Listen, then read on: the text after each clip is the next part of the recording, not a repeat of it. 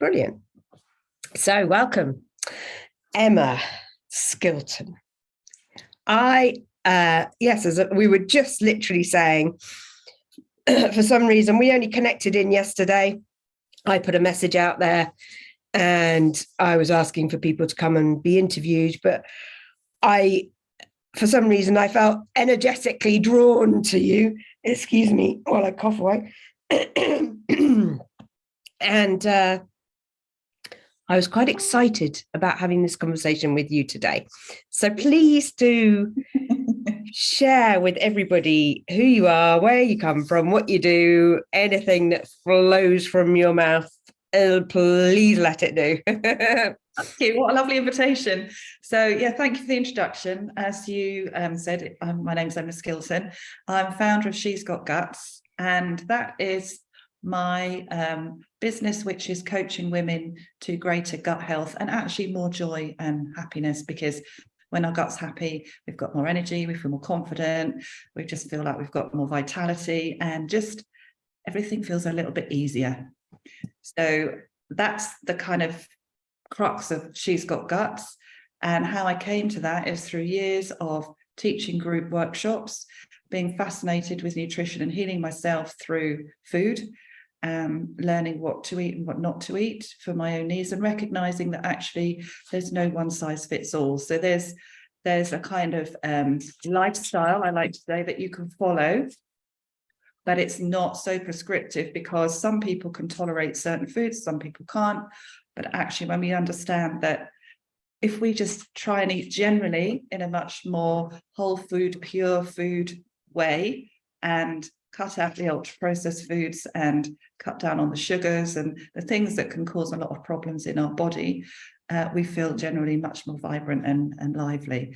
And so that's what I've been doing for really since lockdown. I started doing much more focus on nutrition in lockdown, because a lot of people I was in my community were struggling, and I was doing lives every week to kind of help people through the stress, because I'm a women's coach as well. So through the stress of lockdown, and a lot of people were finding that it was their eating that was struggling. They were maybe binge eating, comfort eating, maybe not eating at all because of the stress. And so I was trying to bring into the group that these are ways that you can sustain yourself easy ways through the way that you eat and nourish yourself. Brilliant.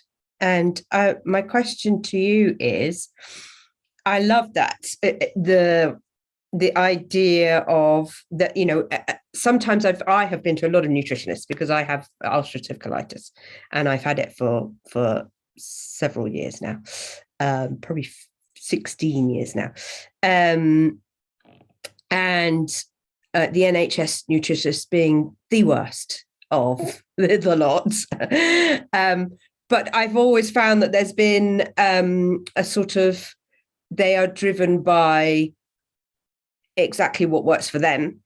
Mm. And that's what then comes through into which is great. I mean, it works for them. So that's a great advocation of the diet. But sometimes they've been quite strict and overly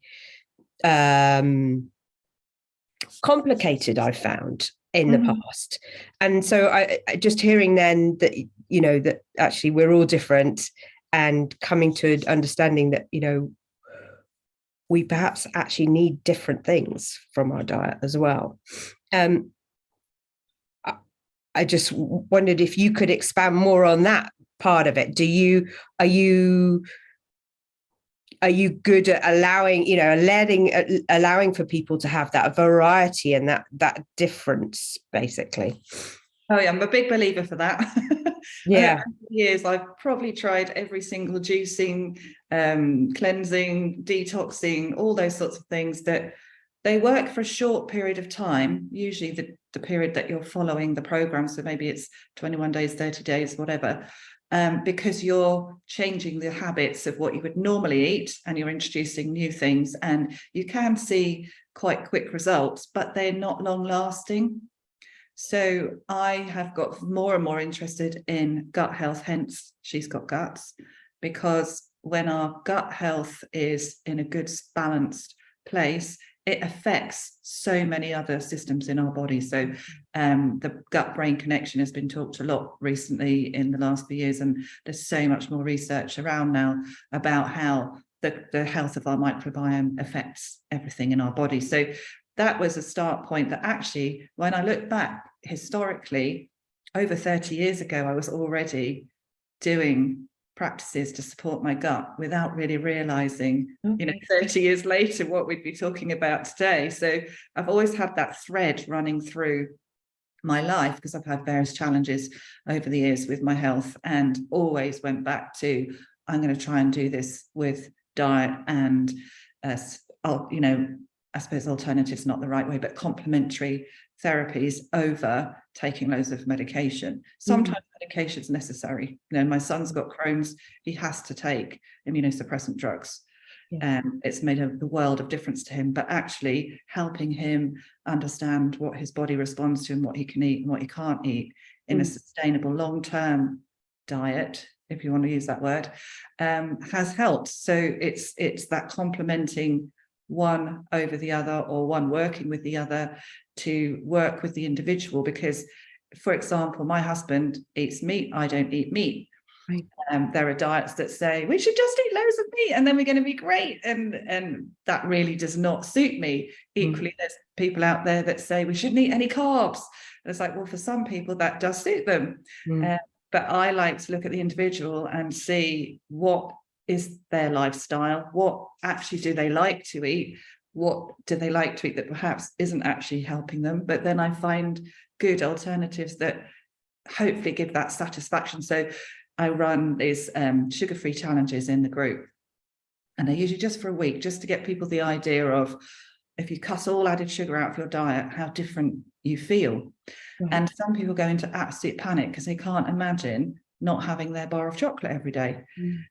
So within that, we say, well, it's not that you can never have chocolate again, but you're going to choose the right kind of chocolate. You're not going to eat a bar every day because you'll only feel like a square's enough, but you'll have found these other lovely, tasty treats that are going to support your gut microbiome at the same time, so you feel more energized. You're not going to get the sugar slump. And actually, when you're not getting those highs and lows in your glucose, you don't tend to go for the sweet treats anyway. So there's that side of it, but then there's also understanding people's emotional response to the way they eat.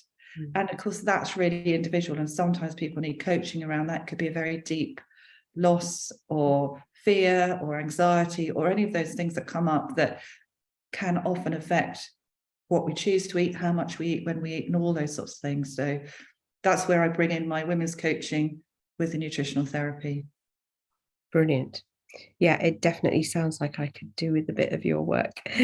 I'm definitely, thinking of trying to find ways to, I've done so many different diets and so many different ways of trying to help my gut, and struggled, because at the times when I've really cut out everything, I mean, literally everything, I just was sort of vegan macrobiotic, which actually just resulted in me actually not being, I mean, I also allowed fish. It wasn't fully vegan, but I was at my physically worst, and I did it for 6 months of my life, and it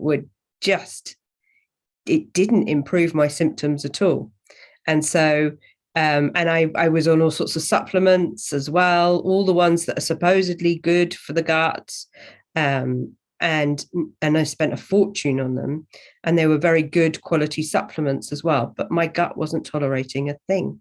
And I needed the drugs, unfortunately, to get to the point where I could then start to do the gut health. So I think it's really important everybody has to be analysed on an individual basis, don't they, and see where they're at. And it's absolutely. Particularly if you're suffering with something like I do with ulcerative colitis or with Crohn's, they're very serious conditions that need to be managed properly, don't they? Yeah, absolutely. And with the gut reset programs I run, the intense one, it actually, with all of them, I always recommend people come and do the lifestyle analysis that I offer, and that gives a benchmark of how there's 9 different systems that it covers in the body, and it gives a rating of from very good down to poor, and even very poor. Some people come and they're off the bottom of the chart, So in those circumstances, it wouldn't be appropriate for someone to launch into an intense 21-day gut reset, because the side effects of the detox and the symptoms that could bring up just could make them feel so terrible. So it's building people up first. And sometimes it is that they just need the right medication, but the right nutrition to support them while they're taking that medication. So there's so much that can be done. And another area that I got really interested in, especially when my son got Crohn's, and we were like, wow, that's just not really in our family. You know, I've had gut issues in the past, but I don't have an ongoing illness. It's just, I know that there's sensitivities there at various times. So we did, part of my organization that I work with, we can get DNA tests done, so nutrigenetic. So it comes back with things like foods that suit you, foods that don't benefit you so well, how quickly you'll recover from. So if you're in sport, are you more likely to get injured? Would you recover quickly or not? And it's really fascinating. And because I did my son and my husband and myself together, we could compare the results, because you sort of think, oh, they're just, of course they're going to tell everyone to eat less sugar. But there were really funny things like, I can tolerate coffee, but my husband can't, and he's a massive coffee drinker. Okay. I can tolerate red wine. He shouldn't really drink any alcohol.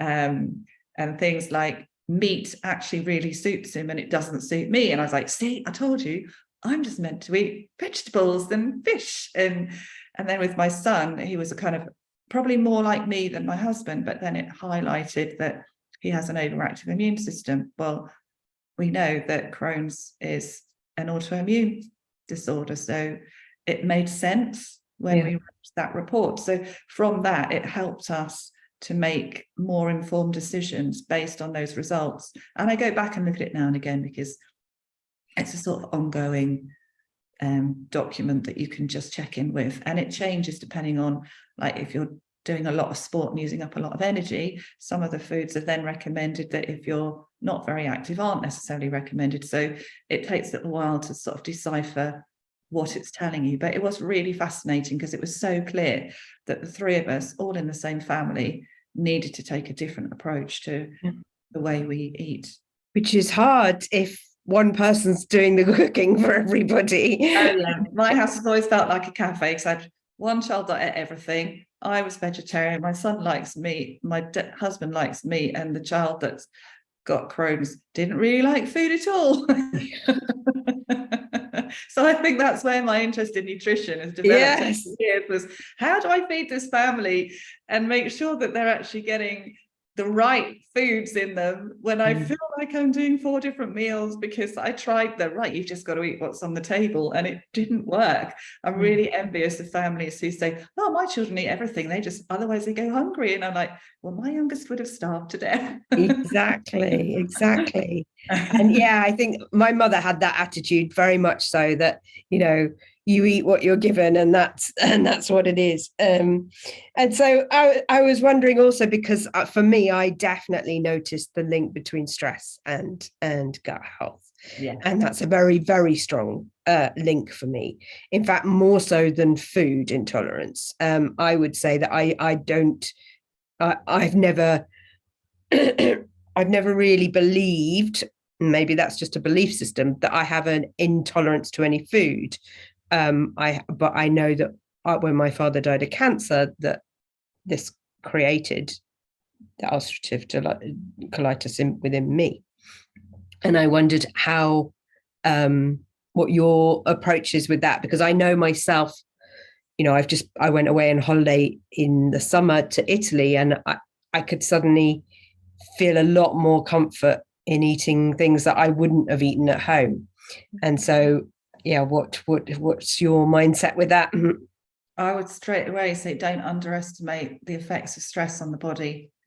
And that's where I find my coaching comes in really well, because if I have a client who I can see that they're doing all the right things in terms of what I think I would recommend them to eat, and they still feel they're not getting results, I would want to be working on a much deeper emotional level of releasing those emotions that are trapped. So it could be from a past trauma, but it's just never been allowed to release from the body. And I've got techniques I can use to release that trauma. And also sometimes, and I think women are really bad at this, is that real self-care, self-love of, I deserve time out, or I deserve to eat properly, or I deserve to have some pamper time, or I deserve that massage, or whatever it is that makes them feel good. Often when women are sort of juggling family and work and home life and so many different things, it's like they just go onto this treadmill of, I've got to get it done, I've got to get it done, to the point where they're not really listening to what their body needs and what they need. And then things start to go wrong.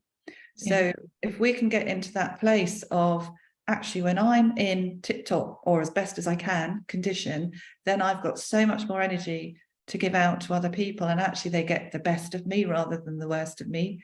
So that's where I feel the coaching can really help. It's sort of digging down a little bit under the surface of where people say, oh, I've done everything and nothing's working. Like, well, there's an emotional connection there then.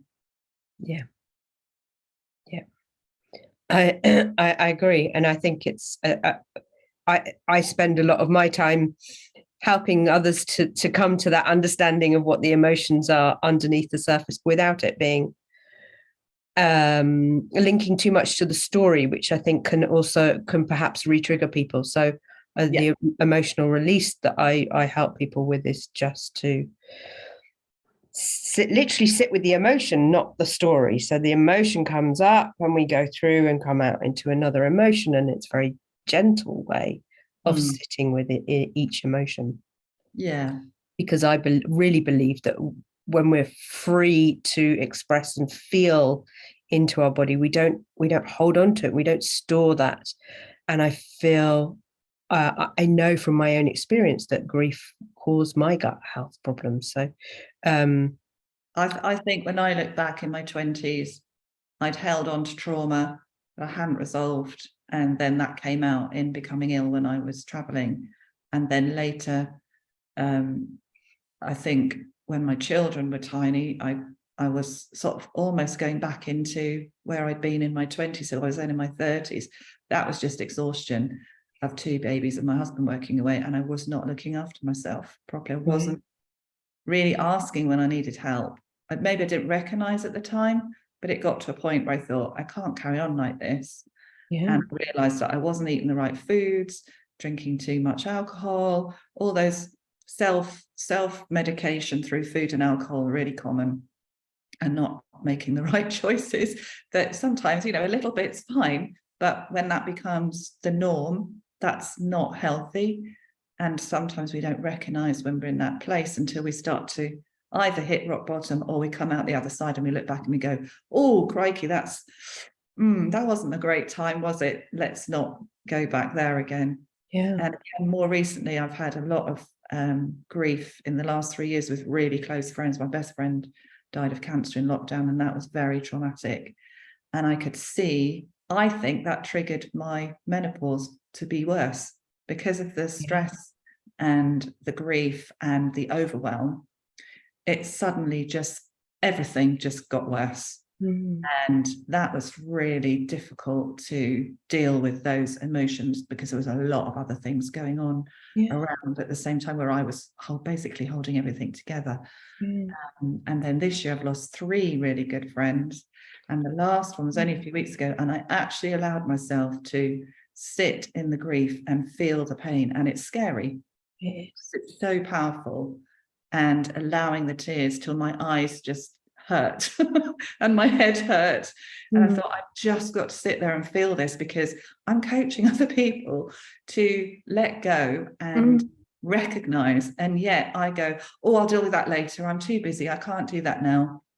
And to be fair, I was fortunate that I had the house to myself for 2 days. And I just thought, I have to let this out. It's going to make me ill. And it wasn't just that one person. That one person was the trigger for the previous 4. And that it all came out then. And I can't tell you how much lighter I feel as a result. And actually, I think, again, I was slipping into that self-medication of glass of wine every night. Oh, I just need a treat because it makes me feel better. That was me comforting myself through food and alcohol.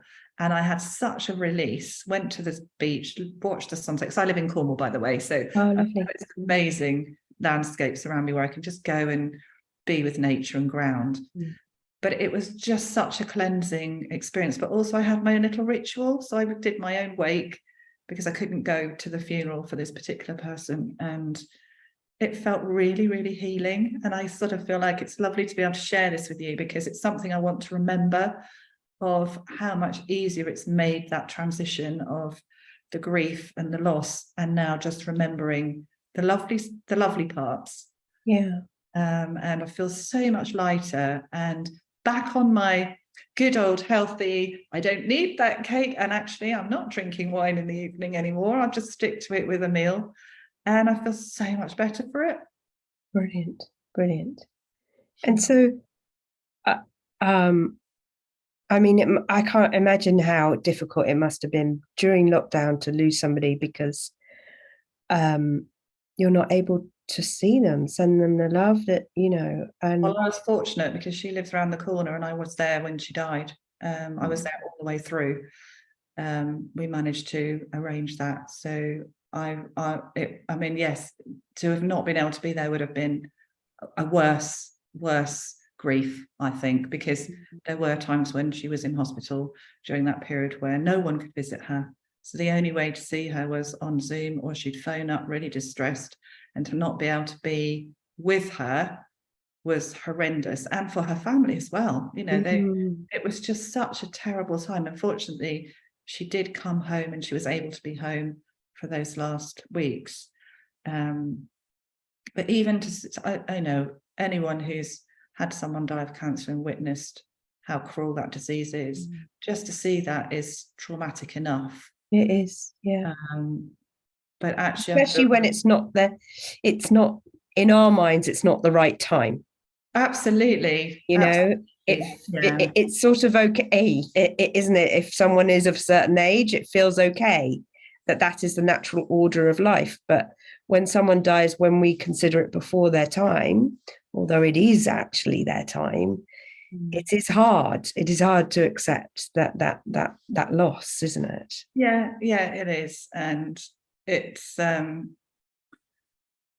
difficult, I think, also to see someone in that state where the body is so unwell, and you want to remember them in the vibrant, healthy person that you knew and you loved. But having said that, having been able to have that experience and be there for her means the world to me, because I know I'm really the lucky one, because she was someone who was loved by so many, and I know so many people would have wanted to be by her side and they couldn't be. So, I really value that opportunity that I could be there and support her family as well. So, but it doesn't make the grief any less. No. And everyone is different. Every single person that we lose, it's a different experience, isn't it? And actually, as you say, even though the last one wasn't the one, it wasn't that was but it was a trigger for everyone, that you could then feel and really allow yourself to connect in with, which is so important and so important for the gut. It really is. And our emotions are stored within the gut. And it's really, it's been a definite learning for me, all of that, to really sit with that. And it continues to be a learning.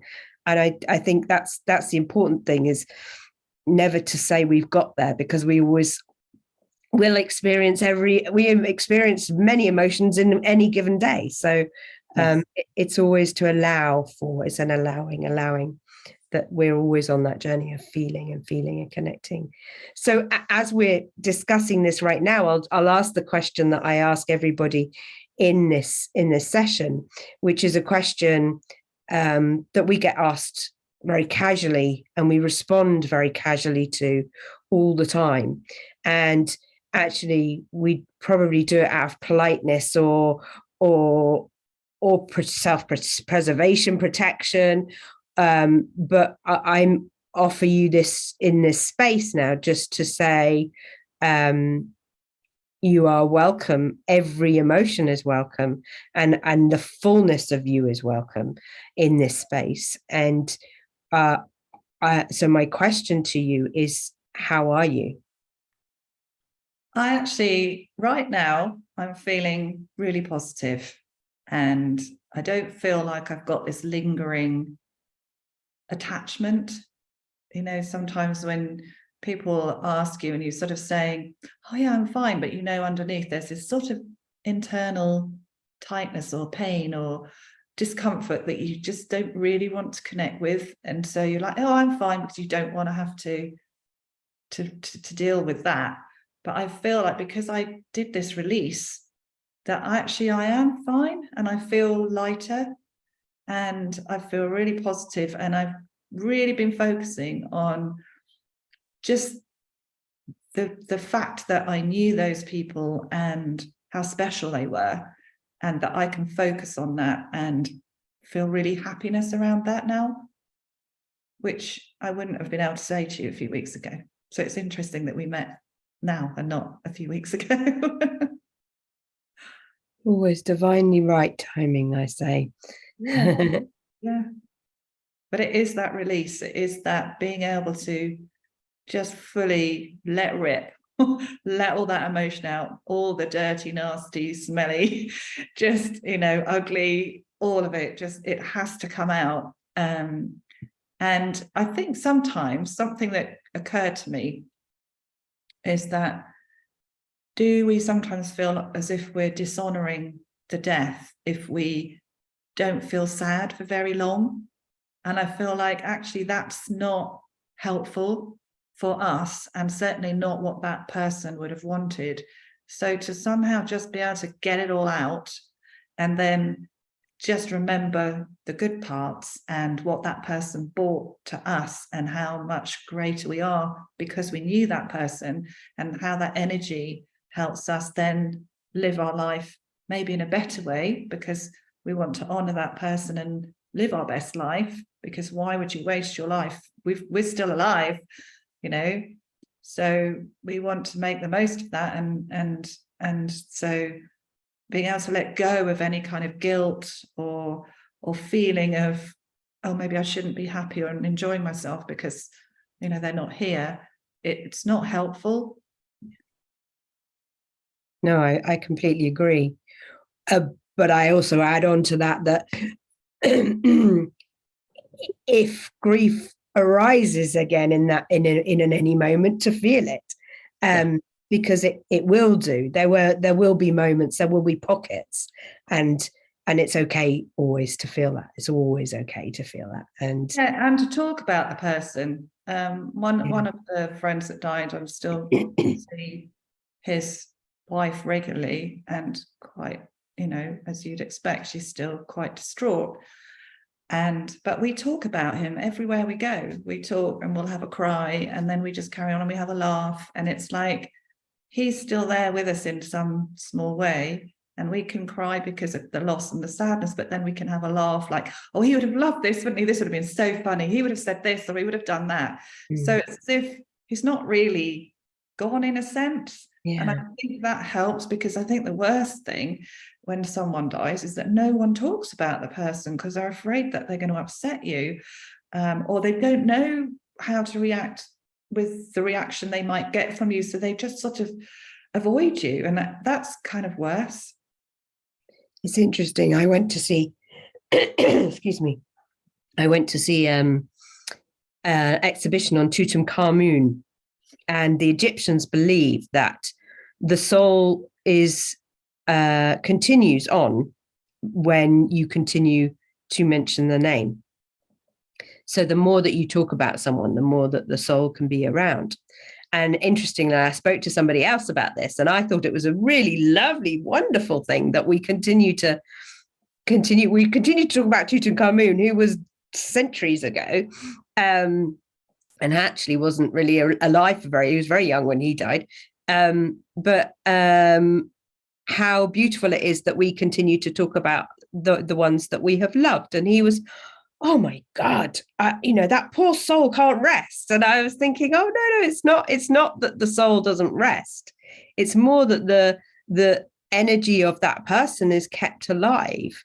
And for me, it feels quite a joyful a way of, being able to continue on with their memory. That's how I perceived it. And I think it is important to continue with that memory, and they meant something on this earth, and how powerful it is, and as I'm saying that, I can feel now that there's a sparkle of grief coming up for me in that statement of like, oh, okay, yeah, there's sadness, and that's okay, and it is, but it's really lovely to honor and mention those people. I wondered how it would feel for you to mention the names of the people that you have recently lost. Would that be honorable for you now, or not? It's okay if you don't want to. Oh, yeah, I could do that, because I was thinking as you were talking. So my friend Anne-Marie, who died in lockdown, me and the two friends in particular that we used to kind of do a lot together, we are convinced that she sends us rainbows. So whenever there's a rainbow, and they've come at really poignant moments, we're like, she's just sent us that rainbow. Because we'll be maybe sat somewhere where we always used to like to walk, and then we'll be talking about her, and then this rainbow appears, and we're like, she sent us a rainbow, she's still here. So we feel like we've got that little connection with her, and it's connecting each other as well, because it felt almost like some of the things that we used to do together, we didn't want to do them anymore because she wasn't there. So it sort of made us go, no, we've got to do it, and we're doing it for her too, sort of thing. So yeah, I think sometimes people maybe find these little signs, things that happen at various times that they think, oh, that, they've just sent me a message, kind of thing. And I think with Russell, he was the big wine buff.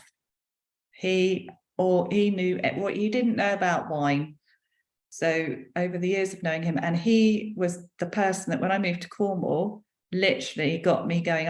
I've got a samba school as well. So 20 odd years ago, I was dancing, prancing around in sequins and doing loads of carnivals. And I moved to Cornwall and I started my own samba school.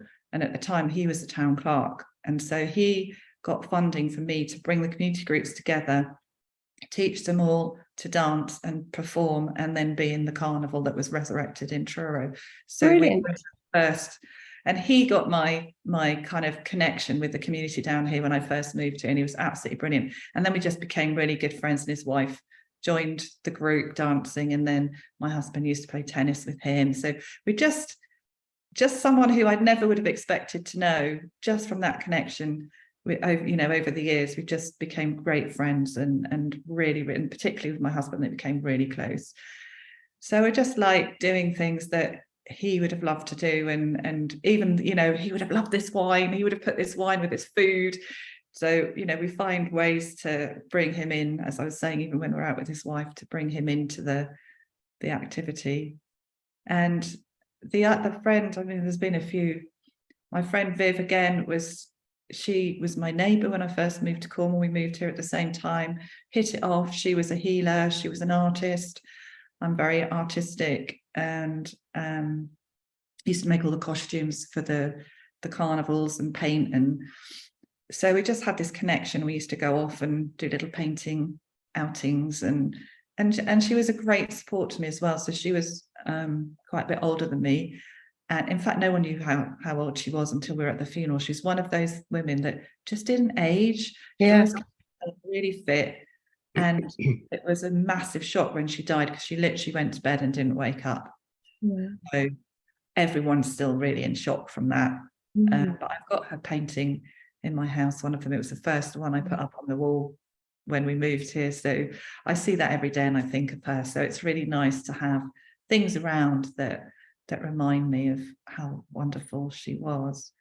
And then the most recent one, which was the trigger for my meltdown, was my first love when I was 13 in France. So he was French.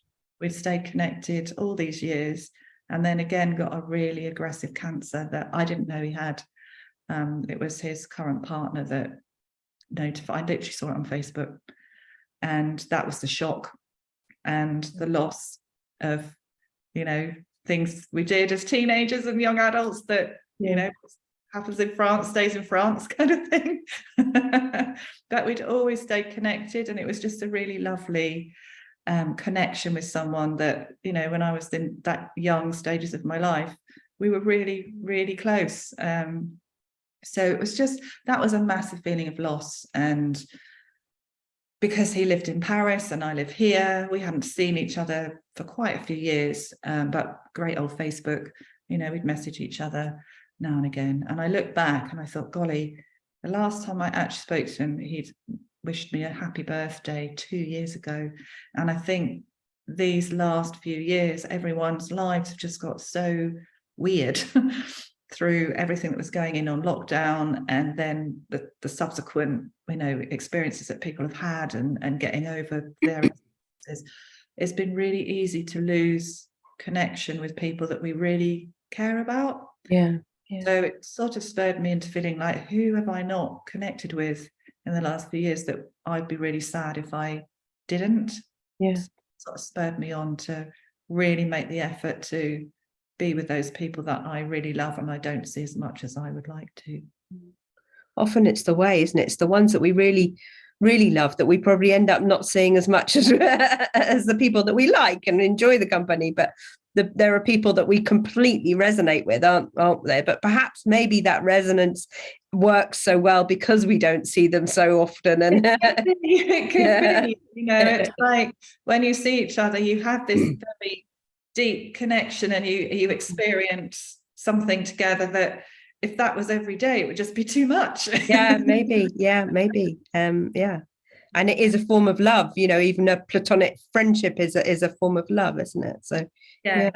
Those emotions can be really strong, and it made me realize again how much I do feel, like on a really deep level, which is probably why I've been drawn to coaching over the years, is that I just feel things and I don't always understand them, but through my experiences, as I've got more into coaching and meeting more people and coaching more people, and then recognizing, oh yeah, I felt that, but it wasn't until they told me that I realized that's what I was picking up on.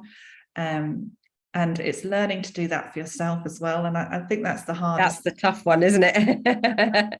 Definitely. Very easy to be on the outside looking in, away from ourselves. Absolutely. And we that's a form of avoidance, isn't it? Just to not look within and to connect with others is we can give ourselves a label of being supportive, helpful, kind, whatever it is, as well. So we can pin a nice badge onto that as well, and then not look within, which is really where we should be looking on a daily basis. Absolutely. Yeah. And it takes a little bit of time and some effort. And I think that is it goes right back to what I said at the beginning of women actually giving themselves a space for that self-care and self-love. And that's so important. It really is. And that's I started a daily online meditation group in lockdown, but for me, because I wanted to do it on a daily basis, because I wanted to connect. And it does allow you to connect within. It does allow you. Even this morning, I went on a wonderful journey of understanding some more within my emotional there. And I think that's I think it's so important to have that regular practice to bring you back in and to find whatever that is. For some people, it's like dancing is a great way to do that as well, isn't it? To connect in. So empowering. And I love doing that too. So I just wondered if there's anything else that you would like to share today. Well, I guess you just made me think about, how did I end up with She's Got Guts? Why has that become such a main focus for me? Yeah. And it's because I want to keep my own gut health journey on track. Yeah. So if I've got a community of women who want that accountability and support to keep their guts in a better space, then I need to be doing it myself. And so it's almost like we're holding each other accountable, because I'm the guide that's keeping up to date with what's being researched and kind of reinforcing what I already believe, but I'm not the scientist. I'm just the doer and the sharer. But then bringing other people along in a way, you know, like you were saying, if you need something emotionally that you need to learn and connect, what better way than to then go out and help other people with it, because you're going to learn yourself along the way. Mm-hmm. And that's been just such a fantastic journey at the moment with the group I've got on Facebook, of seeing people coming in and how much they're then flourishing when they start to follow the guidelines. But also for myself, you know, just understanding that if you go a bit off track sometimes because of emotional challenges, or you just actually having a day when you don't care, you just feel like, well, I'm just going to have it anyway, that's okay, you know, but you've got that kind of base to come back to as your connection and your point to work from.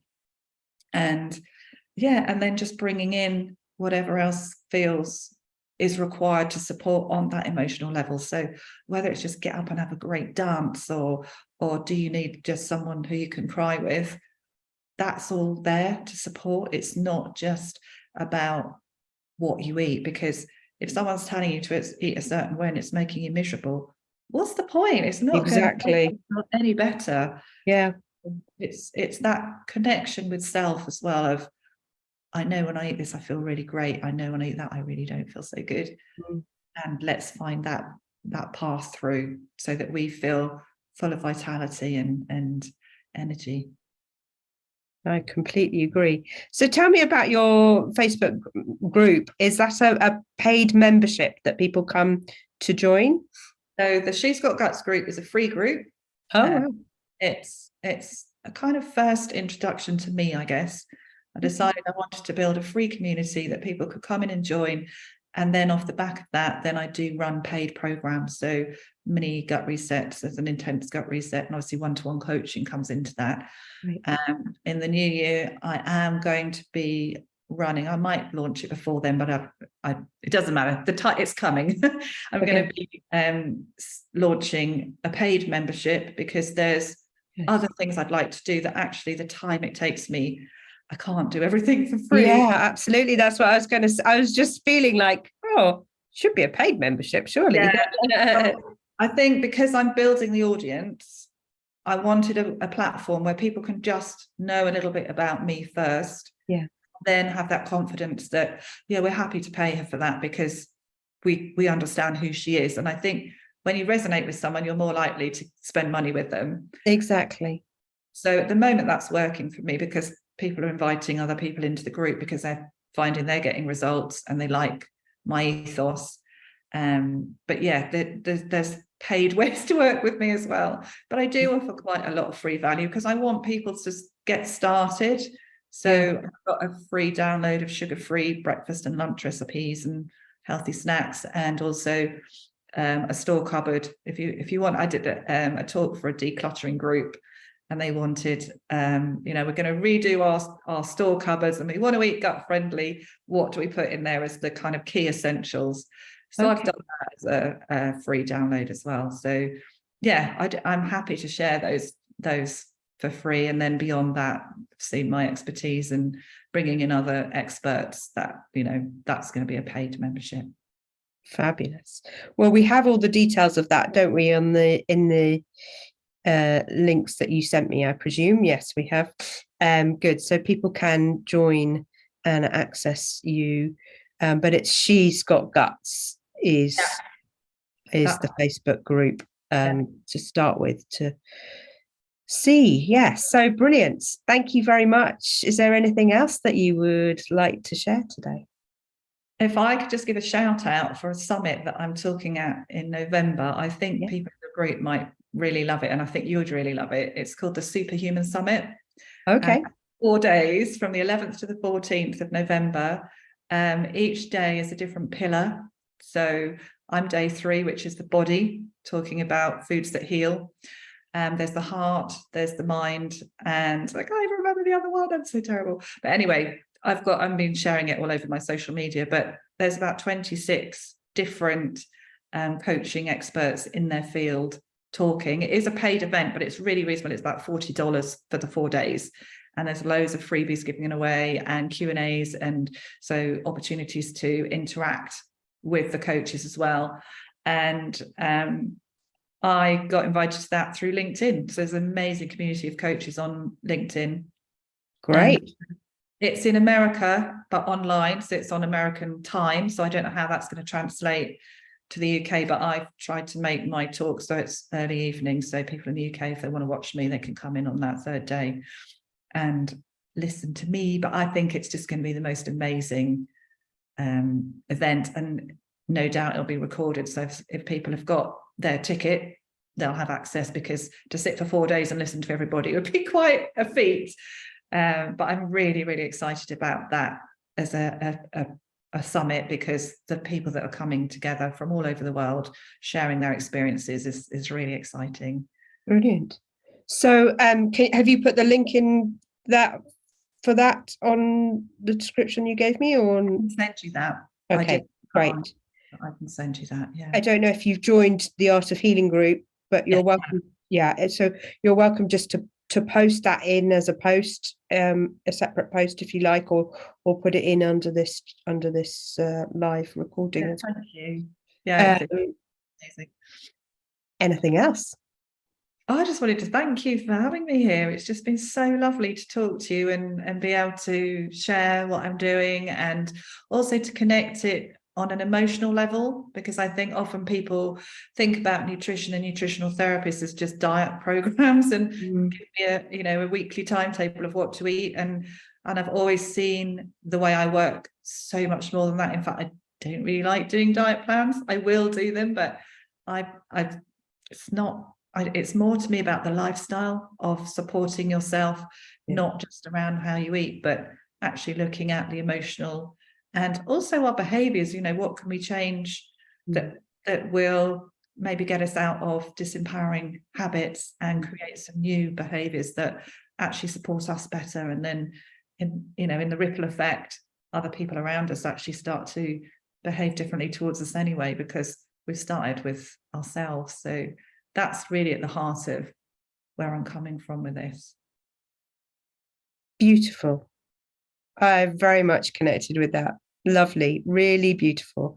And yeah, it makes so much sense, doesn't it? The more we work to change ourselves, the more our world changes. And that world is everything around us, isn't it?